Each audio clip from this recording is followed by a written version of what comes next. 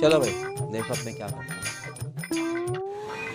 एक बादशाह था, तो उसको कहानी सुनने की जो है ना बहुत चुल थी, यानी बहुत शौक़ से कहानी सुनता था। और लोगों में ऐलान कर दिया था कि मुझे कोई कहानी सुनाएगा तो हम उसको कहानी ख़त्म होने के बाद उसको इनाम देंगे।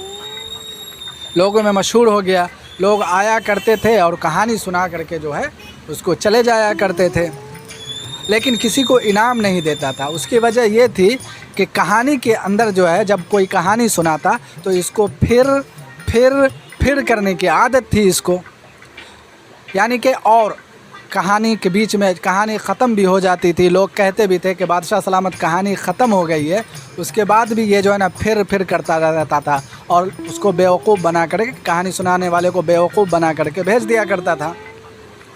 तो ये बहुत आम हो गया, बहुत मशहूर हो गया। तो एक देहाती को मालूम पड़ा उसकी हरकत, बादशाह की हरकत। तो देहाती ने कहा कि मैं उससे ज़रूर इनाम लूँगा, और पहुंच गया बादशाह सलामत के जो है बादशाह के दरबार में और कहने लगा बादशाह सलामत हम जो है कहानी सुनाना चाहते थे।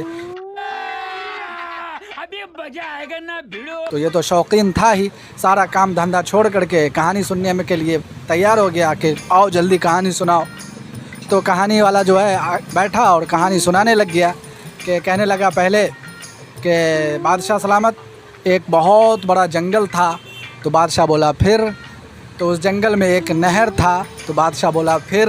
तो नहर, उस जंगल में बहुत बड़े बड़े दरख्त थे। बादशाह बोला फिर। बोला उस दरख्त पर जो है चिड़ियों ने घोंसले बना रखे थे। तो बादशाह बोला फिर। बोला घोंसले के अंदर जो है ना चिड़ियों ने अंडे दिए थे। बादशाह बोला फिर। तो बोला अंडों में से बच्चा पैदा हो गए। बादशाह बोला फिर। तो बच्चा जो है उड़ने लग गए और उड़ गए। तो बादशाह बोला फिर। तो कहानी कहने वाला बोला फुर। बादशाह कहता फिर, तो वो कहता फुर। ये कहता फिर, तो वो कहता फुर, यानी चिड़िया जो है फुर से उड़ गया, फुर करके उड़ गया। बादशाह बहुत झुंझलाया और बहुत देर तक ऐसा ही फिर फुर चलता रहा। तो और अभी तो रुको, क्लाइमैक्स अभी बाकी। तो बादशाह कहने लगा अरे भाई तुम्हारा फुर कब ख़त्म होगा।